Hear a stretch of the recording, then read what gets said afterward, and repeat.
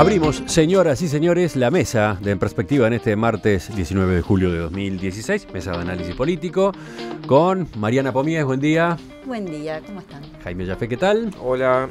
Romeo Pérez. Buen día. Y Daniel Chaschetti. ¿Qué tal? ¿Cómo están? Un par de temas por lo menos y alguno más sobre el final. Empecemos. El secretario general del PIT-CNT, Marcelo Abdala, anunció que la central le solicitará una entrevista al presidente Tabaré Vázquez para hacer un balance y reflexionar después del paro general del pasado jueves, durante el cual, según distintos dirigentes sindicales, no asistió a trabajar casi 1 millón de personas. La anterior reunión entre la cúpula del PIT-CNT y Vázquez fue en marzo de este año. En aquella oportunidad, el mandatario les aseguró que no habría pérdida de salario real y se comprometió a concretar un nuevo encuentro en junio. Pero claro, ya pasó esa fecha y la instancia no se ha concretado. Mientras tanto, hay una preocupación en el PIT-CNT. Destacan que 13 sectores ya han sufrido pérdida de poder adquisitivo, entre ellos el metalúrgico, la vestimenta, la industria textil y la salud privada.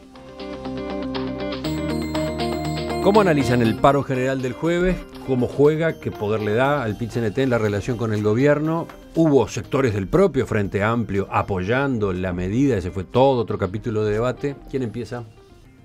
¿Romeo? Bien, yo creo que podríamos coincidir con sectores muy importantes de la opinión general si hacemos una apreciación de conjunto en cuanto al cuadro, al panorama de las relaciones del gobierno con la central sindical. Una central sindical con capacidad de convocatoria a cierto tipo de medidas o de movilizaciones y un gobierno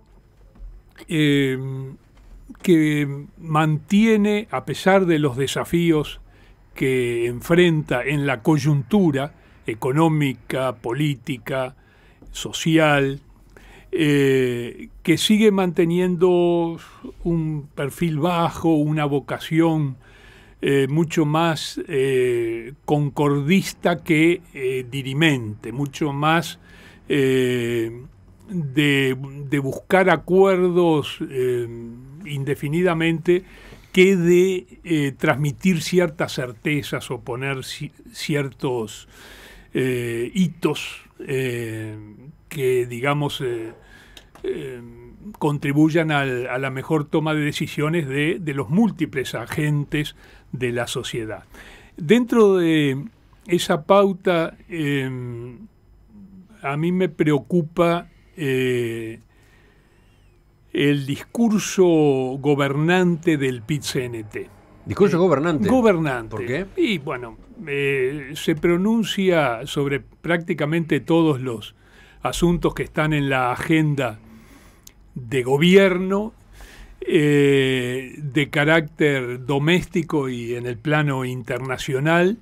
Se pronuncia en forma categórica y ese sí que define el PIT-CNT, y detrás de eso, o articulando todo eso, a mi juicio, más que una tesitura, digamos, responsable, que se hace cargo de todas las circunstancias y se pronuncia a partir de hacerse cargo de todas las circunstancias, veo un gran dogmatismo en el discurso de la central y una serie de convicciones tan fuertes como a priorísticas.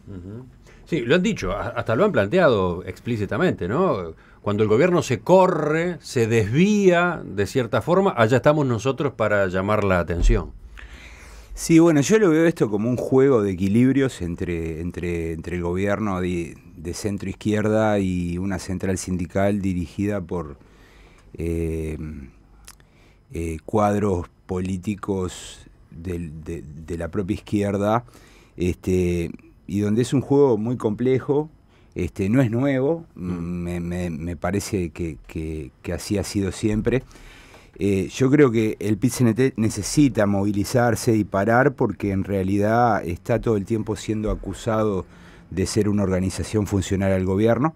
Esas acusaciones vienen de la derecha y de la izquierda y por tanto la dirección del PIT-CNT necesita relegitimarse todo el tiempo y mostrarle a sus afiliados, a los cotizantes, que en realidad no está arreglado con el gobierno, no es simplemente una polea de transmisión de las decisiones del gobierno, sino que es una central independiente. Y me parece que que necesita el PIT-CNT cada tanto tener algún tipo de conflicto con el gobierno. Y yo creo que el gobierno sabe esto, y por eso el gobierno se lo toma con bastante tranquilidad. ¿Te parece que se lo toma con tranquilidad? Sí. O sea, en realidad yo no he visto grandes preocupaciones ni discursos contra el PIT-CNT, al revés. Más bien escuché a gobernantes reconociendo el derecho y en definitiva no intentaron ni siquiera discutir si están bien las razones o no del paro. Por tanto, me parece a mí como que esto cumple una función que tiene mucho de simbolismo. Es un ritual y punto.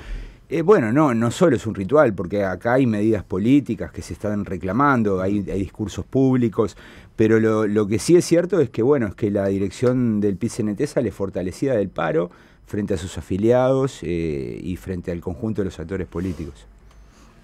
Sí, hay varias puntas de lo que dijeron. La primera es a nivel de opinión pública, ¿no? Se dice que fue un paro grande de acatamiento. De acatamiento a la situación. La realidad es que cuando no hay transporte mucha gente no va a trabajar, no porque esté de acuerdo con el paro, y la lectura que hace el PIT-CNT es legítima desde el PIT-CNT, pero desde la opinión pública tenemos que hacer otra lectura. Mucha gente no tiene claro ni por qué es el paro, no podía ir a trabajar porque no había transporte. O sea, cuando hay paro de transporte y es tan masivo, la gente no es que acate, no va. Entonces, esa lectura de apoyo masivo al PIT-CNT es relativa, ¿no? O sea, era apoyo a una situación donde no se podía movilizar. El PIT-CNT, los dirigentes del PIT-CNT la llevan un poco más allá a esa afirmación, porque señalan no solo que una enorme cantidad de trabajadores adhirieron, sino que también adhirieron comerciantes o pequeños comerciantes. Sí, ahí se suma el miedo, ¿no? Uno conversaba como curioso profesional que soy yo con los comerciantes y les preguntaba, y es cierto, a las 6 de la tarde los pocos que habían abierto cerraron, porque tenían miedo, ¿sí? No quiere decir que pasen cosas, no, la gente a veces se asusta sin necesidad de que pasen cosas, pero bueno, sí, no, tener abierto es riesgoso, ¿no? Esa es una lectura. La otra es desde la comunicación de las dos partes. El gobierno parece tranquilo y aceptando las reglas de juego, que es lógico que tenga que aceptar, pero yo creo que desde el punto de vista de la comunicación el gobierno tiene que dar una batalla, porque si no se le va a complicar de ser mejor comunicador de su posición. El PIT-CNT va a seguir peleando por un tema que se está dando con los consejos de salario y decisiones que son importantes en cuanto a los puntos que se van a poner y las posibilidades de aumento salarial. Las pautas, ¿no? Las pautas salariales. Exactamente. Ahí está uno de los nudos. Y el gobierno tiene que seguir comunicando los problemas, porque está bien que el PIT-CNT defienda los intereses de los trabajadores y el aumento salarial, pero el gobierno tiene problemas de caja, de dinero, que es como en la casa de uno. Cuando hay plata gastamos, cuando no hay plata no tenemos de dónde sacar, y eso el gobierno lo tiene que comunicar, que la gente no es tonta y lo entiende. Bueno, el paro efectivamente es una confirmación del poder que realmente tiene el PIT-CNT. O sea, el PIT-CNT tiene la capacidad de paralizar la economía del país durante un día, durante una jornada, al menos durante una jornada si se lo propone. Más allá de esta discusión de qué efecto tiene el paro del transporte y la magnitud que el PIT-CNT le asigna, hablan de 1 millón y en realidad yo, repasando por qué llegan a la conclusión de para 1 millón, es todo muy primitivo, ¿no? Todo muy percepcionista. No hay un solo relevamiento en los lugares de trabajo para recabar información efectiva sobre el porcentaje, la tasa de adhesión. Pero no importa, está clarísimo que el PIT-CNT muestra una vez más que puede parar el país durante 24 horas. El país se paró. Entonces es una confirmación efectivamente de esa capacidad, y yo creo que, bueno, como decía Chaschetti, este es un equilibrio en permanente tensión. Cuando la economía va para adelante y hay muchos recursos para asignar y distribuir, esa tensión es más baja. Cuando se presenta un escenario como el actual, donde el gobierno se ve obligado a hacer ciertos ajustes y no tiene, digamos, disponibilidad para satisfacer demandas tan fácilmente, esa tensión sobre el equilibrio que efectivamente existe en la relación entre el gobierno y el PIT-CNT se vuelve más intensa. Yo agregaría lo que decía Chaschetti, que no solo es un tema de que los dirigentes sindicales tienen que demostrarle a sus bases que efectivamente no son peones del gobierno, sino que defienden, y yo creo que es lo que están haciendo. Porque, digamos, acá uno podría decir lo más básico, en un panorama donde se está hablando de contención salarial, ¿cuál es el papel del movimiento sindical? Justamente, si es el verdadero representante de sus afiliados, bueno, defender el poder de compra del salario, aún reconociendo las dificultades que existen. Entonces, el PIT-CNT hace lo que tiene que hacer. Y yo creo que acá agregaría, esto no es contradictorio, sino complementario a lo anterior. Dentro del movimiento sindical se lidia día a día una dura batalla entre los sectores más pro gobierno y los otros, que no son sectores de los partidos tradicionales, los otros son la izquierda no frente amplista, una izquierda más radical.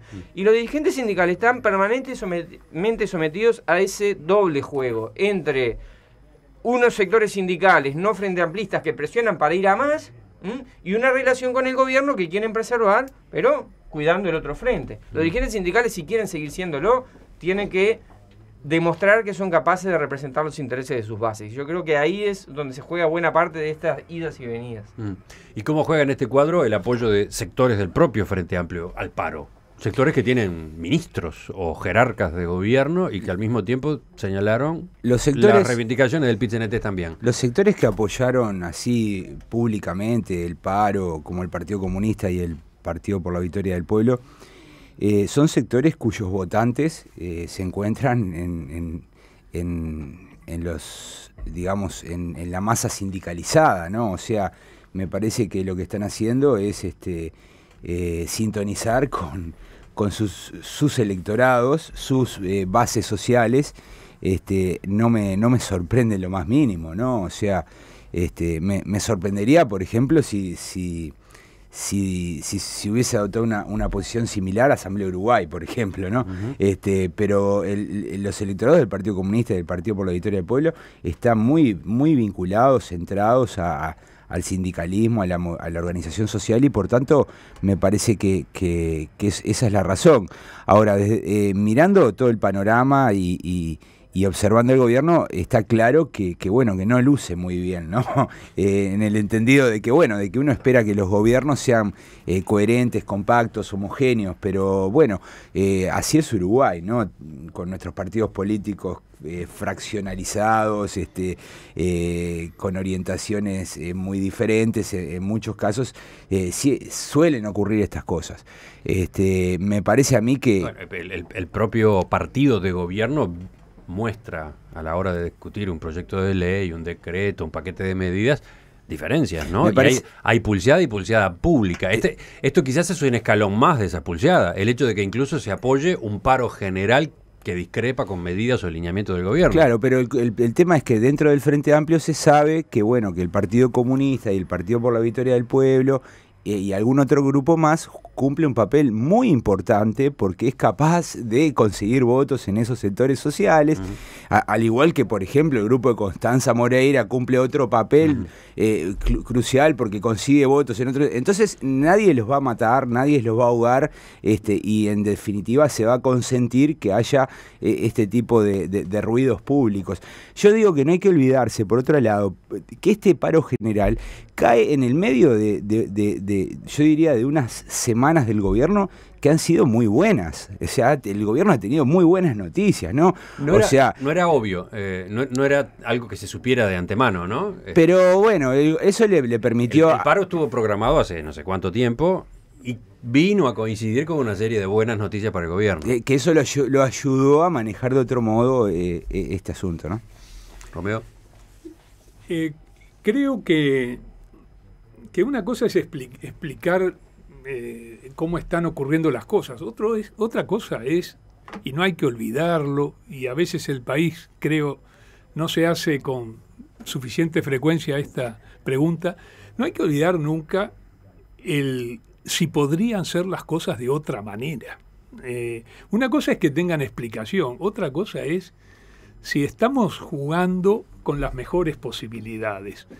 Y acá yo quiero declarar como ciudadano una insatisfacción respecto de las pautas, de los discursos de los actores gremiales. Quiero decir, los sindicatos y las gremiales empresariales. Es muy, por decirlo así, muy rudimentaria nuestra negociación profesional, socioprofesional, laboral, entre empresarios y trabajadores.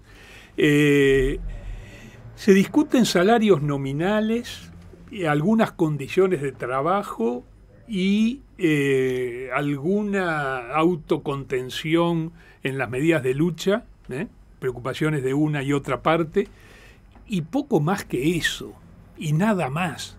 Y se acepta que vayan las delegaciones sindicales a las mesas de negociaciones con muy poca información sobre la empresa y a veces el sector entero cuyas condiciones de trabajo y niveles salariales se negocian.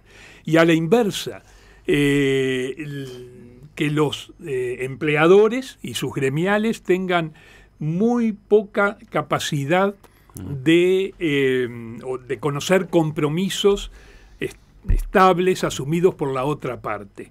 Esto en muchos países no es así. En muchos países esta negociación, esta pauta de negociación, estas características pertenecen a muchas décadas atrás.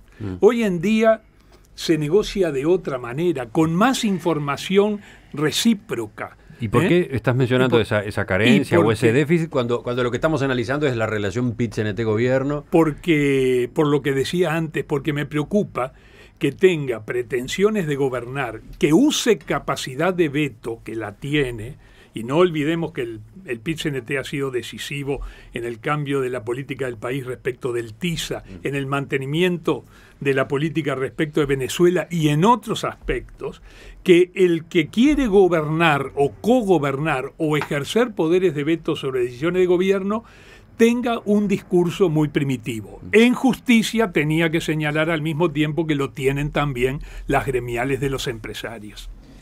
Sí, Jaime, sí, dale. No, yo no estoy del todo de acuerdo con Romeo en este punto, porque si bien me parece que a nivel del discurso general que uno escucha de los dirigentes superiores del PIT-CNT, necesariamente hay una simplificación de la realidad, porque en lo que se basa dos o tres asuntos muy concretos, creo que en realidad cuando uno observa la forma en que en las distintas ramas de actividad los dirigentes sindicales van a la negociación, y el tipo de asesoramientos que algunos sindicatos grandes y el propio PIT-CNT a través del Instituto Huerta Duarte brinda a los dirigentes sindicales, los cursos de negociación que organiza, bueno, vos me haces que no, aunque los no pasan de eso, pero hay, digamos, hay una política de formación sindical. Le aclaro a los oyentes que del otro lado de la mesa Romeo Pérez, mientras habla Jaime, hace que no. Que se quedan en eso. Bueno, pero hay una política de formación para la negociación, formación en economía de los dirigentes sindicales, que muchas veces son personas que no tienen conocimientos básicos de economía. O sea, hay una preocupación por profesionalizar la negociación, de parte al menos yo del lado de las cámaras empresariales conozco menos, pero te digo, del lado del PIT-CNT creo que hay esa vocación que no es nueva, más bien creo que viene de hace mucho tiempo. Y si vos, por ejemplo, mirás cómo han negociado en esta propia ronda de negociaciones, algunos sindicatos han aceptado algunos ajustes por debajo de la inflación, conscientes de la situación que atraviesa la rama de actividad en la cual están inscritos, ¿no? Entonces yo creo que eso son muestras de que en realidad hay un tipo de negociación más sutil. Jaime, pero quedan en eso cuando podían pasar, por ejemplo, a cambiar, voy a hablar pronto y mal, para ser brevísimo, cambiar aceptación de ciertas reducciones, de ciertas contenciones salariales, por compromisos de inversión y programas de inversión, perspectivas de inversión. por ejemplo. A mí ¿Lo me último, ha tocado, Mariana? no, siguiendo con el tema, me ha tocado estar en Consejo de Salario del sector y por lo menos en nuestro sector, confirmo lo que decía Romeo. ¿Cuál es el sector? El sector de investigación de mercado. Lo que pasaba es una total desinformación del sector que el grupo de empresas nos encargamos de dar. O sea, empezamos informando y cambió el clima de la negociación. O sea, cuando la información está... Y yo creo que ahí hay hasta una responsabilidad del propio gobierno. La información en este país se queda abajo de la silla, cuando debería ser pública. Todos los sectores deberían ir pudiendo obtener esa información en la página web de algún lado antes de empezar la negociación. Y más allá de la profesionalización, si no hay información, es imposible. Volviendo a lo que decía Chaschetti, yo creo que la posición del sector del Frente Amplio confirma lo que veníamos diciendo los analistas desde el principio. La oposición más fuerte que tiene el gobierno la tiene dentro del Frente Amplio. Es cierto que responden a sus votantes, pero ahí está la disyuntiva de ¿soy gobierno o soy oposición? ¿Soy gobierno o respondo a las bases? Y creo que si bien el gobierno lo manejó relativamente bien, porque además le vino un fin de semana largo, creo que todas las circunstancias ayudaron a atenuar un poco lo que estaba pasando. Creo que para el gobierno sigue siendo una dificultad terrible de prepararse, de trabajar y que tus propios legisladores o a veces ministros, hay ministros que tampoco ayudan mucho, te claven el puñal por la espalda. Desde el punto de vista político, yo sé que es un juego político, pero en general uno espera los golpes de otro lado, no del propio partido. Antes de cerrar el tema, una de las preguntas que vienen desde la audiencia. Alberto le pregunta a Chaschetti, ¿me puede explicar de qué buenas noticias habla? Por favor, me perdí. ¿Usted se refiere a la posible planta de UPM para el año 2020 o a los 7 millones de dólares que se ganaron en el juicio con Philip Morris, que fue buena noticia por 24 horas y se fue, porque con esa plata no da para pagar los gastos? Sí. Y está también la venta de bonos del Estado, que fue el día anterior, que fue muy exitosa. La emisión de deuda Sí. que realizó el Ministerio de Economía con una demanda altísima, ¿no? Sí. Y que Sí. permitió financiar ese canje con tasas convenientes. Son buenas noticias para un gobierno que viene con dificultades, ¿no? O sea, que tenerlas en un mismo mes, estas tres noticias, me parece que es una cosa buena, que le da aire, le da oxígeno, ¿no?